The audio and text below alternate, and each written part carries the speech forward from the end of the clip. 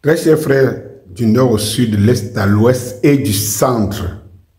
Voilà, parce que c'est un de mes abonnés qui m'a fait cette remarque hier, que vraiment il faut que j'apprenne à dire et du centre. Et il a totalement raison. Des 4 pôles que nous connaissons, il y a le centre. Bonjour, bonjour, bonsoir. Ce que je vais dire ne va pas plaire à certains Ivoiriens, et voire à beaucoup d'Ivoiriens, et tout, parce que nous sommes ici, parfois, vous savez, nous avons le devoir de vérité. Danis Kopi aiguille de conscience, c'est pour vous dire la vérité, afin qu'elle vous affranchisse. Bon, celui qui ne veut pas que la vérité l'affranchisse, je ne sais pas ce que je peux faire pour lui. Eh bien, il faudrait, chers Ivoiriens, chasser Ouattara une bonne fois pour toutes. Et chasser Ouattara, c'est aussi chasser le système de traîtrise qu'a beaucoup d'Ivoiriens et de dirigeants ivoiriens que la métropole avait toujours choisi pour diriger la Côte d'Ivoire et les Ivoiriens. Je vais vous dire le pourquoi. Cette vendetta contre Ibrahim Traoré est une honte pour les Ivoiriens. La vendetta contre Ibrahim Traoré est une honte pour les Ivoiriens. Est-ce que les Ivoiriens sont donc responsables? Sont-ils en droit de porter une honte qu'une personne qui ne sait pas leurs intérêts, qui sait les intérêts des impérialistes, leur donne? Alors, ils doivent sauver ça. Je ne manquerai pas de rappeler aux Ivoiriens ici que le Burkinabé et le Burkina Faso, vous êtes des pays voisins avec le même sang qui coule, ou alors en grande partie le sang qui coule dans les veines. Personne ne devrait vous séparer de vos frères. J'aimerais encore ajouter ici aux Ivoiriens. Sachez que le Burkina Faso, la tangente que le Burkina Faso a pris, il n'y a pas de chemin retour. Qu'on ait gain de cause sur Ibrahim Traoré ou pas, les Burkinabés ne sont pas prêts à rebousser chemin par rapport à la tangente qu'ils ont. Et je vais vous dire par rapport à cette tangente, beaucoup d'Ivoiriens que vous êtes, vous serez appelés à toquer à la porte de vos frères et de vos cousins de Burkinabé. Vous serez appelés à toquer à la porte frontière du Burkina Faso. Parce que vous y irez pour trouver refuge, pour trouver de l'emploi et que sais-je encore, pour trouver du bonheur.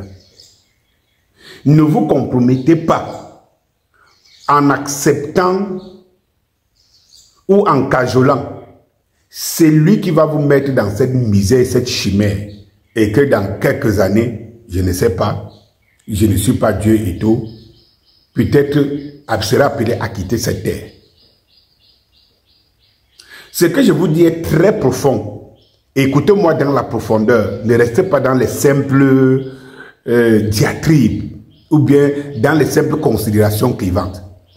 Parce que ce que je suis en train de dire, je m'adresse aux Ivoiriens qui ne se sentent pas concernés par tout ce que Ouattara fait de négatif sur leur dos. Parce que sachez une chose, lorsque vous avez un guide, que vous l'aurez voulu ou pas, que vous l'aurez voté ou pas, les décisions et les actes qu'il pose, vous allez les payer. Il faut qu'on apprenne à dire ça aux Africains. Lorsque vous acceptez un dirigeant, ou vous ne l'acceptez pas, mais qui vous dirige, il faut savoir que les actes qu'il pose vous affecteront ou pas.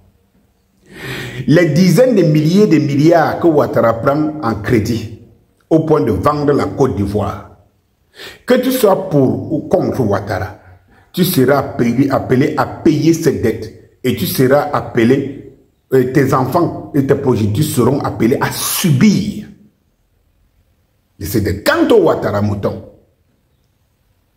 je vais vous dire une chose. Votre avenir se limitera à la fin de Ouattara. Répétez après moi. Votre avenir se limitera à la fin de Ouattara. Parce qu'il est inadmissible que Ouattara soit encore là uniquement pour déstabiliser un pays. Donc, vous voyez les fruits en 3 ans. Les fruits en 3 ans. Ça dit que la refonte agraire, la sécurité, le changement de nature, de culture et des habitudes de Burkinabé, les réserves d'or, la restructuration de tout le système agro-industriel du Burkina. Tout cela se fait sans toquer à la Banque mondiale, FMI et tout, sans prendre des crédits. Si le Burkina peut le faire, la Côte d'Ivoire pourrait le faire. Qu'est-ce que Ouattara veut du Burkina Faso? Il a dit qu'il n'était pas burkinabé. Ses racines sont burkinabées. Qu'est-ce qu'il veut du Burkina Faso? Si Ouattara a eu la meilleure formule par rapport à la Côte d'Ivoire et que certains Ivoiriens peuvent s'enorgueillir, qu'est-ce qu'il a à déstabiliser, à chercher à déstabiliser le Burkina Faso qui ne demande rien aux Ivoires? Rien. Qu'est-ce qu'il y a à participer à des coups? Il faut arrêter ça. Nous ne sommes plus dans les années 70-80. Oui, ces années où la Côte d'Ivoire et le dirigeant qui était là, n'en déplaise à beaucoup, Houphouët Boigny, a participé à l'élimination de Thomas Sankara. Et ce n'était pas pour le bien de la Côte d'Ivoire, mais c'était pour satisfaire les maîtres. Il faut que ça s'arrête. Il faut que ça s'arrête. Et ça va s'arrêter. L'Afrique ne retournera pas.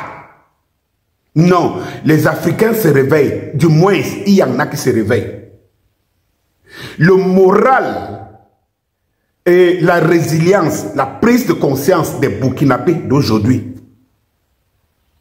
Si les Ivoiriens, les vrais, les patriotes ivoiriens, ne réalisent pas ce qui est en train de se passer au Burkina Faso et que ça pourra être un préjudice pour eux demain et que les Burkinabés ne les pardonneront pas. Dani Scorpio, j'ai fini de dire ma part. Je vais vous donner un élément avant de clôturer cette vidéo. Les Américains ont voulu s'attaquer aux Russes et ils étaient depuis des décennies dans un processus d'enfermement de la Russie avec l'OTAN et tout. Cela les a coûté depuis des décennies des présidents qui sont succédés jusqu'à Joe Biden qui est passé à l'action. On a réussi à mettre un Toto Zelensky au pouvoir, au service, tout comme on l'a fait avec la France, avec Macron. Ils n'ont pas compté, ils avaient oublié la résilience des Russes et qu'un Vladimir Poutine, depuis près d'une quinzaine, vingtaine d'années qu'il est au pouvoir, il a passé son temps à son équipe à préparer comment contrer la vague occidentale. La guerre éclate. On donne tous les éléments et je vous rappelle qu'il y avait... Bref, j'y vais vite. On donne tous les éléments aux Ukrainiens. Ils perdent la guerre. Jusqu'aujourd'hui, la Russie avance. Trump arrive. Et réalise que non, même les armes les plus puissantes, les chars et tout cela ont été testés là-bas. Et tous ont subi une défaite. Et bien après, récupérés pour être disséqués et les Russes prendre leur technologie. Par contre, les vraies armes russes, ils n'ont pas pu avoir. Trump réalise tout simplement qu'avoir un adversaire comme Poutine, comme la Russie, c'est aller à l'échec des États-Unis. Bon. Pour quelqu'un qui est réaliste, qu'est-ce qu'il fait? Il rebrousse chemin. Il vient plutôt collaborer avec les Russes. Il dit mieux que nous soyons deux puissances qui contrôlons le monde. De toutes les façons, il y a notre puissance qui est à côté, la Chine. Mais mieux d'être à côté d'une autre puissance que d'être avec les faibles occidentaux. Mieux d'être aux côtés avec la Russie. Morale de l'histoire. Que les Ivoiriens se disent une chose. Le Burkina Faso qui monte à une vitesse exponentielle, qui sera un Eldorado aux côtés de l'AES. Les Ivoiriens en auront besoin. S'ils ne réagissent pas, s'ils ne montrent pas aux Burkinabés, à leurs frères burkinabés, qu'ils ne sont pas pour cette politique, les frères burkinabés les attendront quand ils auront besoin du Burkina Faso. Bonjour.